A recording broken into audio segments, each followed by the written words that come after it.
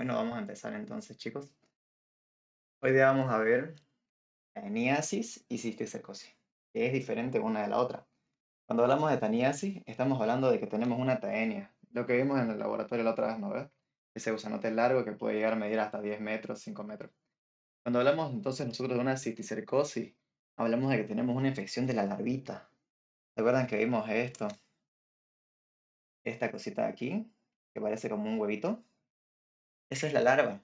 Y la larva puede encontrarse en muchos lados. Una de las formas que ya vimos, no se los adelanté, es la neurocisticercosis.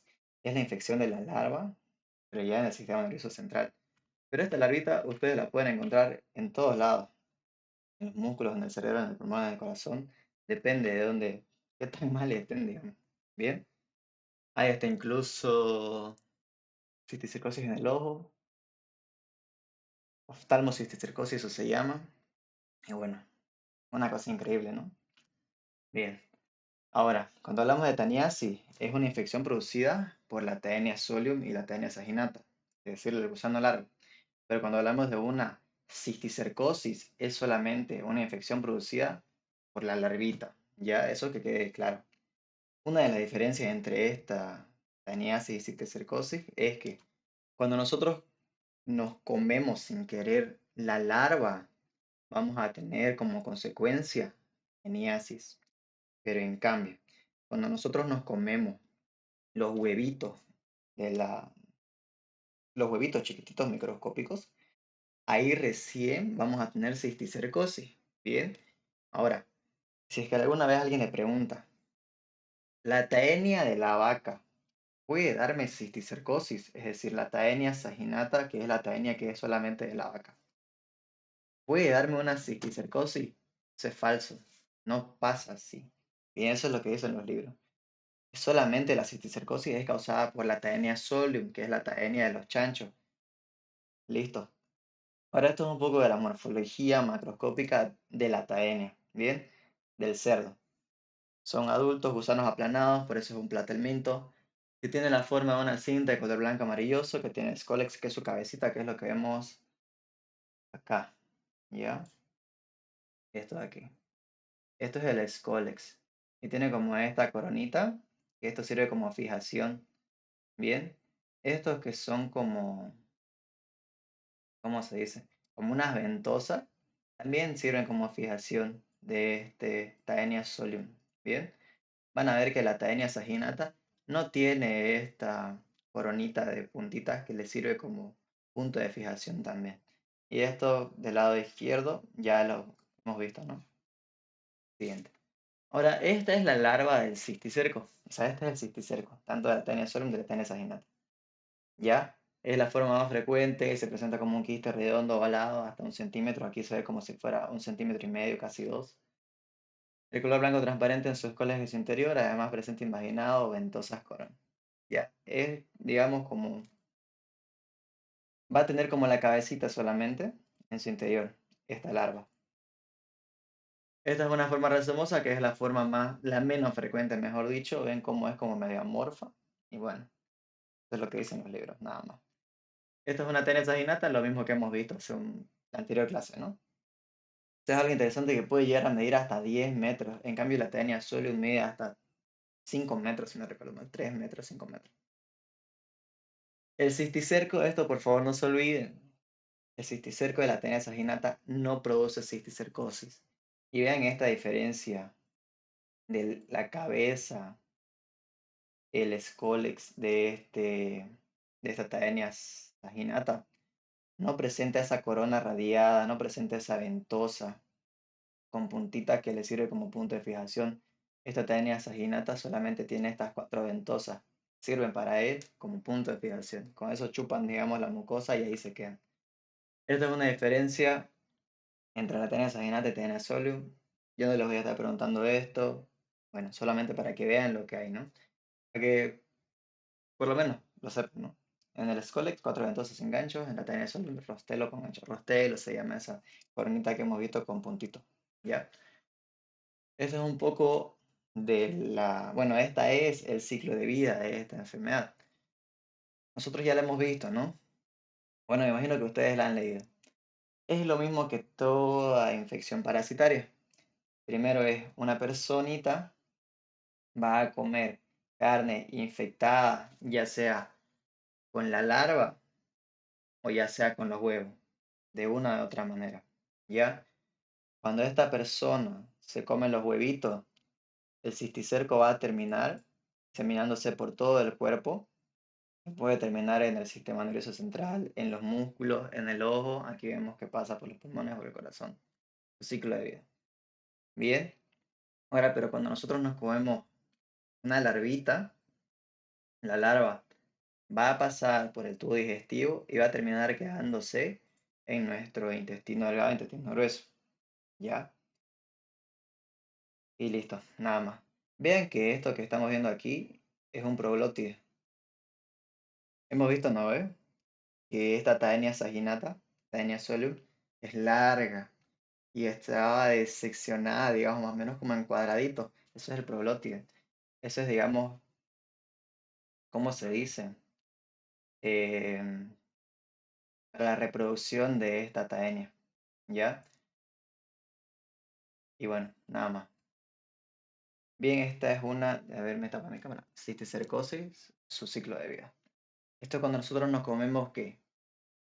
¿La larva o el huevo? Díganme ustedes.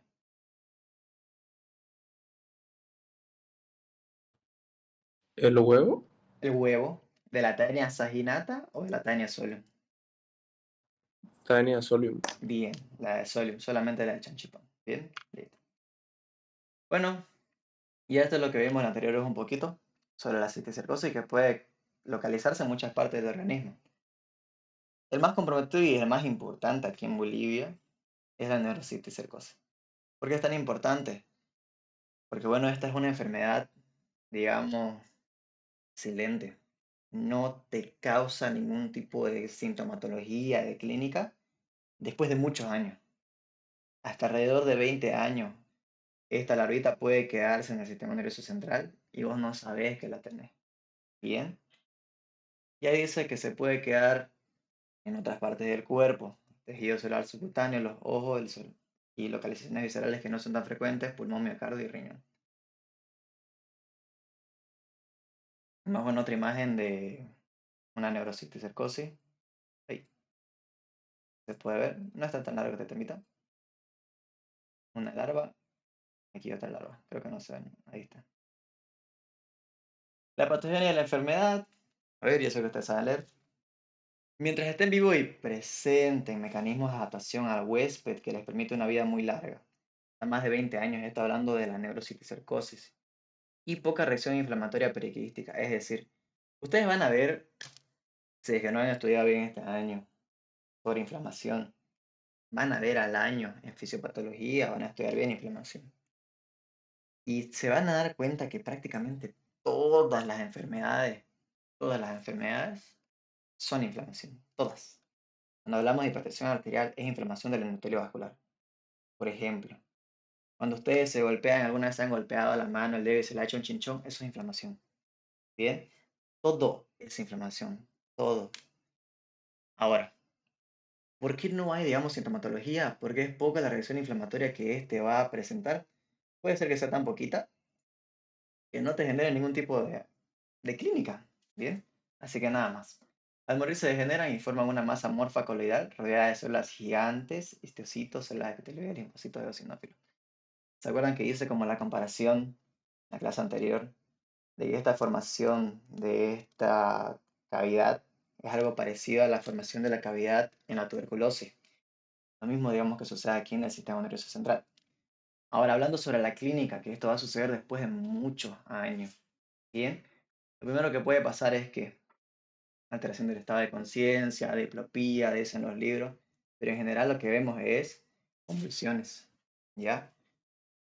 Convulsiones es, digamos, como la primera, o una de las primeras, más bien aquí en Bolivia, la principal causa de convulsiones en los pacientes es la neurocisticercosis, aquí en Bolivia, por lo menos. Bien. Otras manifestaciones que pueden ser meningitis, hablamos de la inflamación de las meninges, que son tres, ¿no? Duramadre, piamadre y la aracnoides. Hablando en ese orden. Duramadre, aracnoides y la piamadre. Cuando hablamos de encefalitis, Hablamos de una inflamación, no de las meninges, solamente del sistema nervioso central, es decir, del encéfalo y de la médula espinal. Esos son parte del sistema nervioso central. Bien, edema cerebral. ¿Ustedes saben cuál es la tetra de Celso? Ah, bueno, Rubor, dolor, calor, pérdida de función. ajá. ah, Dolor, rubor, calor, pérdida de la función y falta uno. El tumor. ¿No ve?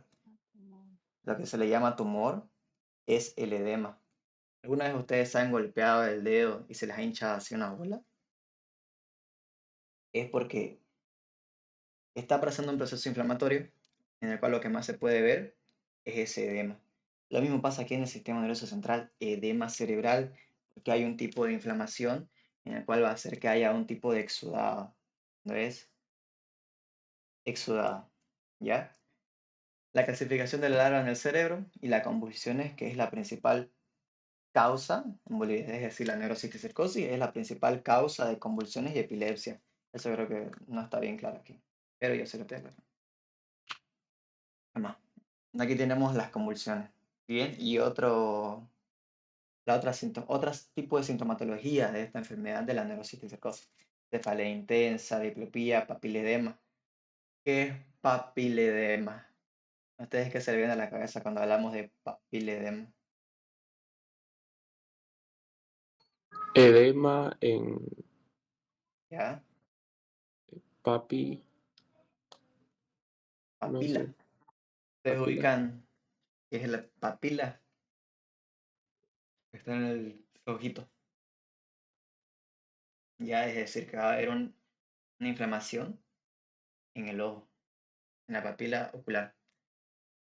Se me escapó ahorita. Papila ocular. Bien, pero es que es una de las localizaciones que puede haber.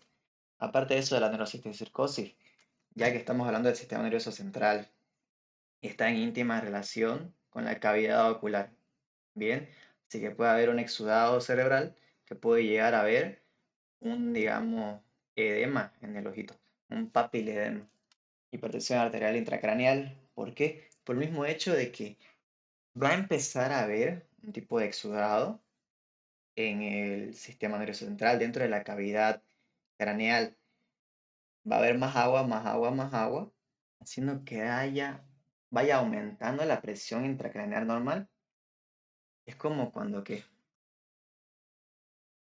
ustedes, digamos, agarren un globito, pónganlo entre sus dos manos y empiecen a soplarlo, a echarle más agua,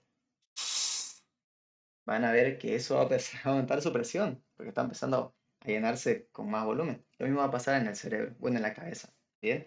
Por eso un síndrome de hipertensión intracraneal, síndrome psicótico, deterioro Esto es mental, lo mismo, Auxi, una ¿sí? pregunta, disculpe. ¿Eso es lo mismo que pasa con el abombamiento por ascariasis o no? Mm, no, no, porque aquí estamos hablando de que esto es causado no por el parásito, bueno, sí, pero no, sino que es causado por la inflamación que hay en el sistema nervioso. Ahora, cuando hablamos de ese abombamiento en el ascariasis, es causado porque hay tantos ascaris que empieza a crearse una masa. O sea, se hace una bola tan grande, o sea, se chipan cuando hablamos de como el rey rata, ¿no? De las colitas Sí. esas que se cruzaban, lo mismo pasa con las ascaris. Por eso es que sucede el abombamiento en, en el ascaris. Y causa que el abombamiento no es edema, es No, el volumen de la... ajá, es el parásito como que agarra y empieza a hacer presión en las cavidades.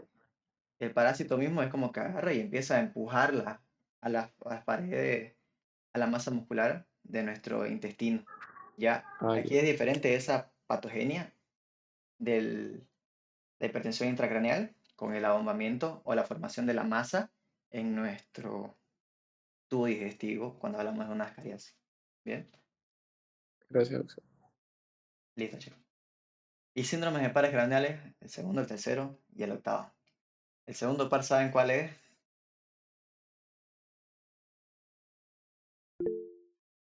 No puedo ver, a ver, sí. Oculomotor común, creo que. El segundo par craneal. El óptico. El óptico. Ah, Ando en el micro, usando el micro. Ahí. El segundo par craneal es el óptico. El tercero ya sí es el que me dijeron primero. El oculomotor. Ocu- Bien. El oculomotor, que es el nervio par craneal que se encarga de la inervación del recto superior, del recto inferior, del recto interno y del oblicuo menor. Porque el recto externo y el oblicuo mayor están inervados cada uno por un par craneal especial, digamos. Un par craneal que es directo para ellos. ¿Y saben cuál es el octavo par craneal? El vestíbulo coclear. Y el vestíbulo coclear. Que aparte de este órgano, bueno, este par craneal, que es el que nosotros llamamos el órgano del oído, también es el órgano del equilibrio. Bien. Bueno, síndrome de pares craneales, y eso es lo que dice el libro de Botero. Y aquí hay una imagen de una convulsión tónico-clónica, que, bueno, ¿no? La verdad que me despelotea un poco el neurón, ¿no? Vamos al siguiente. Ahora, ya estamos terminando. Cuando hablamos del diagnóstico de la taniasis, si es una neurocisticercosis, el mejor tipo de diagnóstico es imagenológico, ¿ya? Radiografía simple, tomografía axial computarizada de cabeza, bien, tienen que especificar. Ahí yo solo puse TAC, pero es una tomografía axial computarizada de cabeza, o una tomografía computarizada de cabeza solamente. Resonancia magnética, Western blot y estudio de líquido cefalorraquídeo. Ahora, y más arriba tenemos ELISA, PCR y una anamnesis. ¿Por qué la anamnesis? Ustedes han escuchado seguramente decir, si están con la doctora Cheli, y ustedes van a escuchar en tercero, en cuarto año, que la anamnesis es prácticamente el 80% del diagnóstico. ¿Y qué es la anamnesis? Ahí está mal escrito, anamnesis, dice. Es anamnesis. la epidemiología. No, una anamnesis es la charla que vos tenés con tu paciente.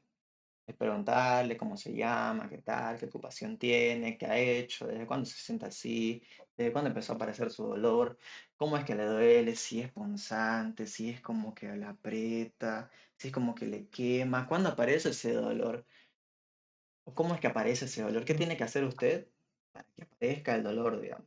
¿Aparece después de comer o se alivia después de comer?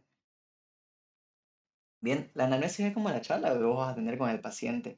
Y la anamnesis es prácticamente el 80% de tu diagnóstico. Ustedes cuando vean en medicina interna, cuando ya van a ver al año en semiología sobre la anamnesis, bueno, si es que pasan prácticas verdaderamente, ¿ya? Yo, en mi experiencia, ¿no? En semio puedo aprender, o sea, la teoría, digamos, un poco sobre la anamnesis, que tenés que preguntar, que no sé qué, no sé cuánto. Van a ver que hay una mnemotecnia que se llama Alicia. Alicia para el dolor. Aparición, localización e intensidad. Se me fue la C. Los síntomas asociados. Todo esto es sobre semiología. Es sobre la anamnesis. ¿Ya? Pero fue la verdad en cuarto año que con el doctor Toledo de medicina interna es que, digamos, pude ver más sobre la anamnesis. Ya pude poner en práctica lo que pude aprender en mis anteriores años en una anamnesis. Ir a preguntarle al paciente cómo está, qué tal, desde hace cuánto le duele, qué es lo que hace para que aparezca el dolor, qué es lo que le molesta, cómo usted llegó aquí al hospital, ya, qué ha hecho, digamos, como para que aparezca ese dolor.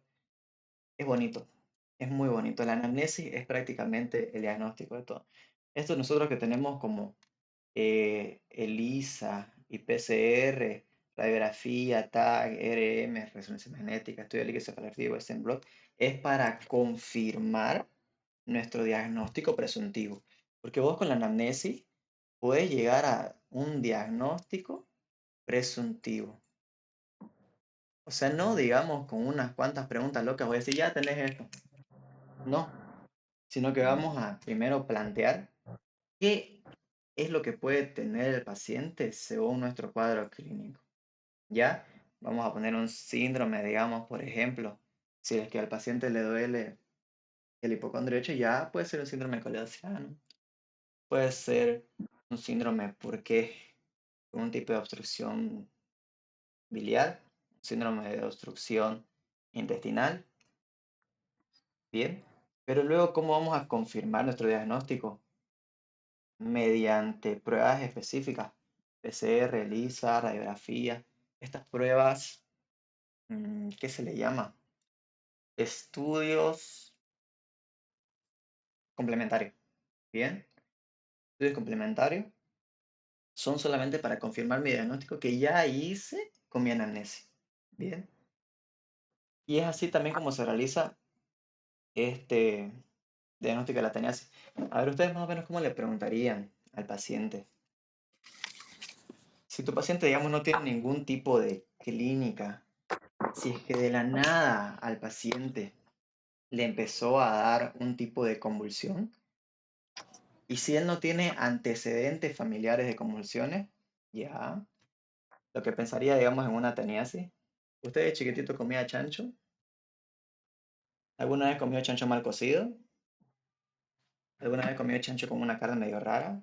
Tenía como bichitos tal vez o algo, pero come callado, ¿no? Los peladitos tienen que comer lo que la madre le da. Ya sea que no le guste y obligado a veces lo hacen comer. Pensaría en eso, ¿no? Basándonos en la clínica y en la patogenia de la enfermedad, ya que la conocemos aquí por lo menos. Bien. Y bueno, para confirmar ya después mi diagnóstico, hacemos una de dos. Cuando hablamos de parasitosis, de enfermedades causadas por microorganismos micológicos, bueno, hongos, bacterias, virus y parásitos, hacemos una de dos cosas. Exámenes directos y exámenes indirectos. Exámenes directos, ¿cuáles son? Los que me van a permitir ver directamente al organismo patógeno. Y los indirectos son los que me van a, digamos, mostrar indicios de que ha habido una enfermedad causada por tal parásito, bacteria o virus. Bien. Ustedes me dirían, ay, que... Ven la cámara, ¿no, chicos? Va a ver en la pantalla, ¿no? Que el Sí, ELISA, PCR, ¿son diagnósticos directos o indirectos? indirecto. Indirectos, ¿por qué? Bueno, en el caso de Lisa, porque se ven los anticuerpos, que primero Bien. obviamente, y PCR igual es reacción en cadena de la polimerasa, ¿no? Ujú, Que es que hace más grande su ADN para poder detectar cuál es. ujú, exacto. No te muestra, digamos, a la bacteria o al parásito, sino que te va a mostrar indicios de que ha habido esta parasitosis o esta enfermedad bacteriana viral. Bien, también el Western blot es otro tipo de muestra indirecta, un examen indirecto. Estudio de líquido cefalorraquídeo. Cuando hablamos nosotros de un estudio de líquido, del estudio de líquido cefalorraquídeo, ustedes saben que este líquido cefalorraquídeo es el que se encuentra en el espacio subaracnoideo de las meninges. ¿Y qué estudiamos en el líquido cefalorraquídeo? ¿Qué tenés que ver en el líquido cefalorraquídeo? Cuando hablamos de una bacteriemia, una enfermedad causada por bacterias, una parasitosis o una enfermedad viral incluso. Eh, cuando es una enfermedad viral, el líquido cefalorraquídeo es opalescente, ¿no? Ajá, cuando es viral y cuando Y, es parasitario, es como opalescente. ¿Y qué es opalescente? ¿Qué color es mm, ese color opalescente? no sé. Ese color, o sea, eso le dicen los libros, ¿no? Es como si fuera algo turbio. Es como cuando ustedes han ido en un auto cuando llueve y ven como que se empañan los vidrios y no te deja ver bien. Más o menos así es eso es lo que le llaman opalescente. Es como que algo turbio o no se ve tan claro. No es tan transparente. Es transparente, pero no te deja ver lo que hay detrás de él. Digamos, más o menos así. ¿Ya? Y ustedes en el estudio de líquido cefalorraquídeo van a ver glucosas, proteínas, ¿qué más? Glóbulos blancos. Bien, eso es lo que van a tener que buscar en el líquido cefalorraquídeo. Porque claro, el líquido cefalorraquídeo va a tener una... Siempre en medicina se estudia como en parámetros, ¿no? Aquí la glucosa, ¿estaría aumentada o estaría disminuida? En una parasitosis. Creo que podía estar disminuida, ¿Aumentada? pero también podía Disminuida. estar normal. Puede estar algo normal o disminuida. Bien. porque el parásito tiene que buscar algo de comer, algo de que alimentarse. Las proteínas pueden estar aumentadas o estar normales. Bueno, una bacteriemia, cuando hay bacterias en el líquido cefalorraquídeo, la glucosa sí o sí está baja y las proteínas están elevadas por el metabolismo de la bacteria. Pero aquí puede estar o normal, puede estar un poco aumentada. Bien. Y en los glóbulos blancos, ¿qué van a ver? Una desviación a la derecha, desviación a la izquierda.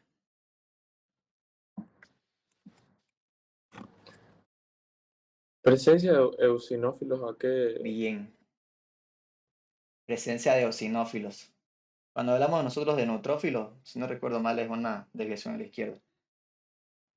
Cuando solo es neutrófilo. Y es a la derecha cuando hablamos de parásitos, o sea, de leucocitos. Va, de eosinófilos, perdón. Y linfocitos. Bien. Eso es lo que van a ver en el estudio de líquido cefalorraquídeo. Esos parámetros. Bien.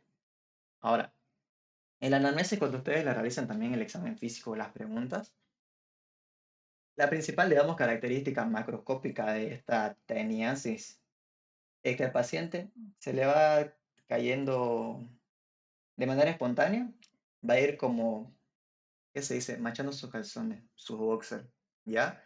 De por sí se les va a salir aquí, creo que lo tengo. Es frecuente que no se observen huevos, pero no lo tengo aquí, macroscópico. Se hace principalmente el examen macroscópico de los proglótides, es decir, el paciente, sin querer, como la tenia, a ver, este es tubo digestivo.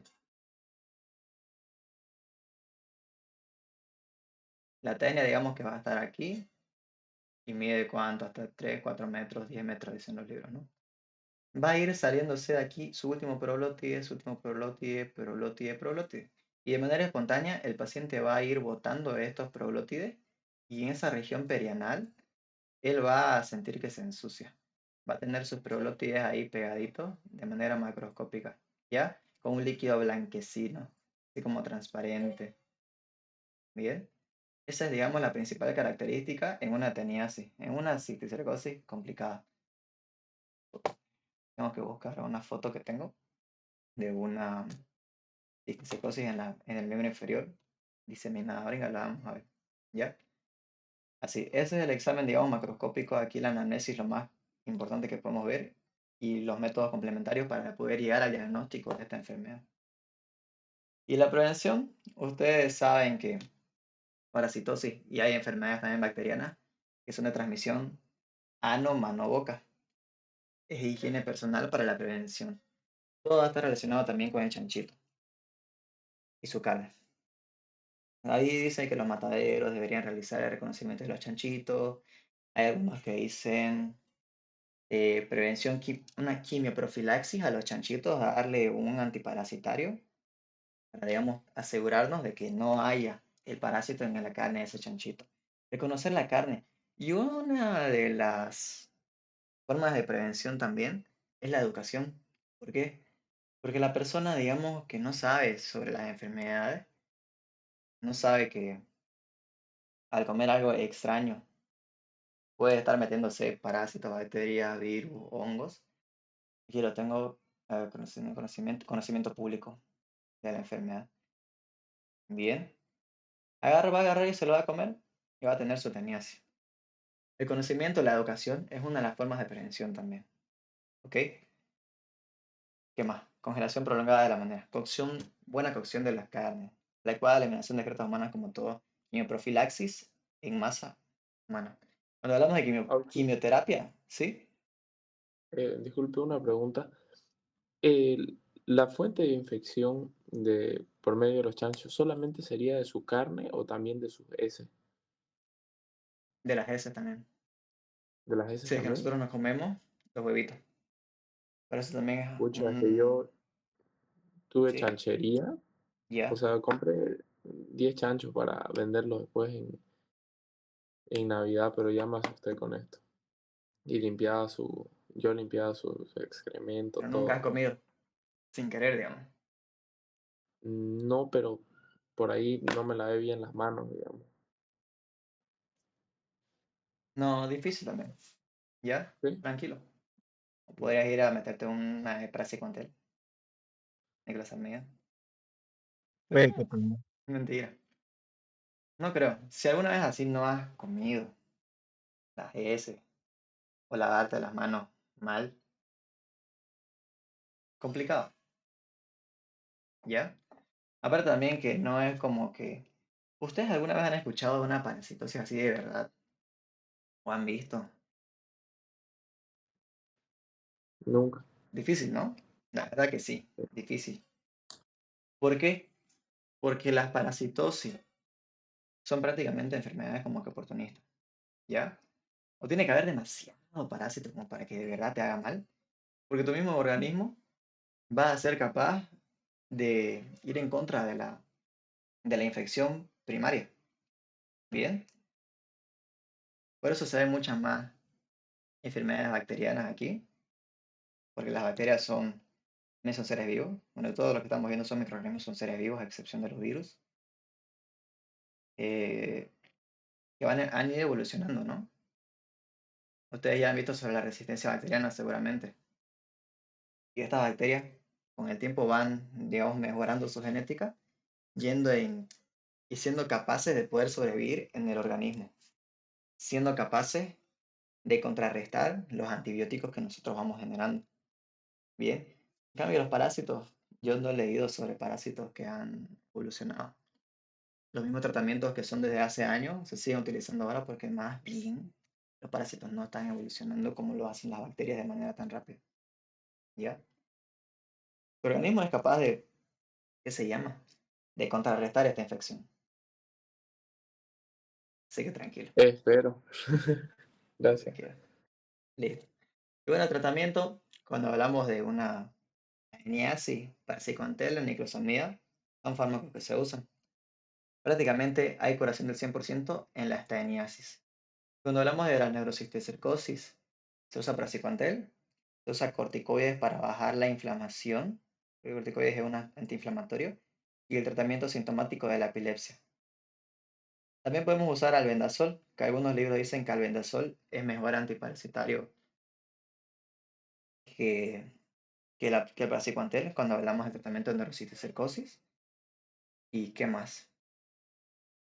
Saber es mejor antiparasitario porque no tiene ningún tipo de, ¿cómo se dice esto? De interacción química con los tratamientos antiepilépticos, ¿ya?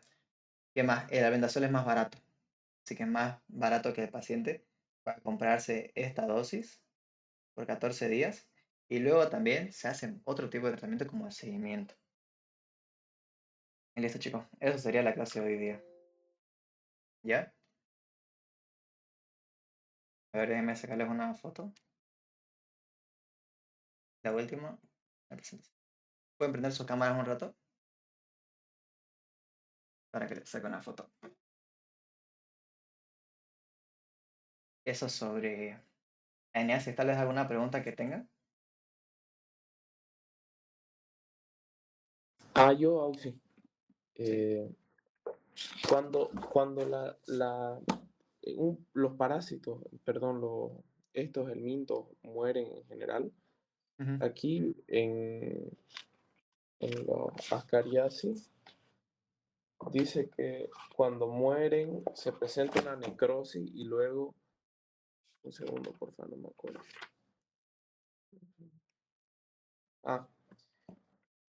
Se observa un centro necrótico infiltrado con eosinófilos mononucleares y células gigantes, rodeado de tejido fibroso. Esto ocurre en general con todos los elementos.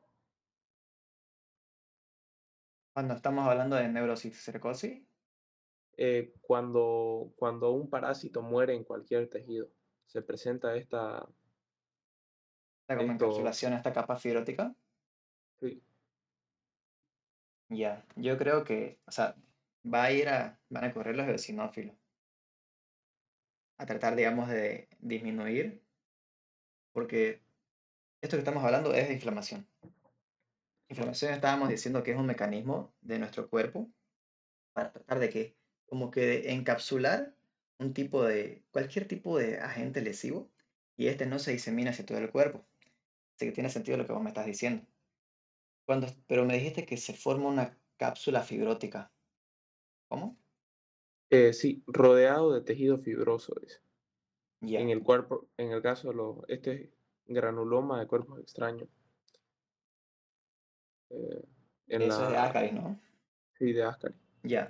Eso sucedería, digamos, cuando la Ascaris se logre encontrar en un órgano no hueco, en un órgano macizo. Bien. Por ejemplo, en el hígado. Eso es lo que sabe pasar en el hígado. Un granuloma de cuerpo extraño. Porque el Ascaris se muere. El gusanito se muere. Lo que va a pasar va a ser una reacción inflamatoria que va a tratar de ir a encapsular a ese Ascaris. Bien. Pero en cambio, si sucede en el intestino, si se murió tu gusanito ahí, a los días lo vas a ver, Ah, ¿no? ¿Ya? Así ya, que eso estaríamos hablando de cuando este se encuentre en un órgano macizo. En el hígado, por ejemplo, es uno de los casos que puede encontrarse. ya. Bien. Gracias. Puede incluso encontrarse, te diría, y no de loco, en los pulmones, porque por el ciclo de vida de este parásito, un granuloma de cuerpo extraño. Gracias. Listo, chicos. ¿Tal vez alguna duda? ¿Pueden prender sus cámaras, chicos? Para que me vea ahí un poco.